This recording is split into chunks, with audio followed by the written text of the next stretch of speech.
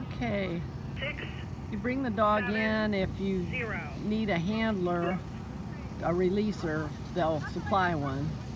And then they chase this lure down to the end. And then you go down about 3 dogs before, and then you call them when it's their turn. So we'll see what happens here.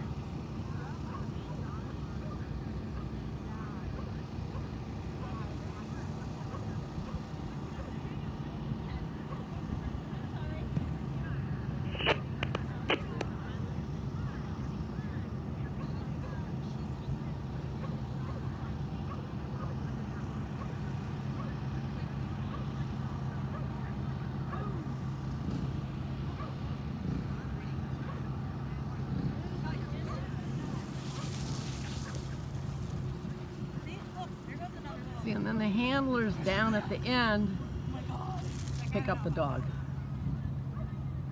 I just want to get your damn basket tight on you, there you go. So you can come up to the timers, but you can't come any further than that. So that's how it works.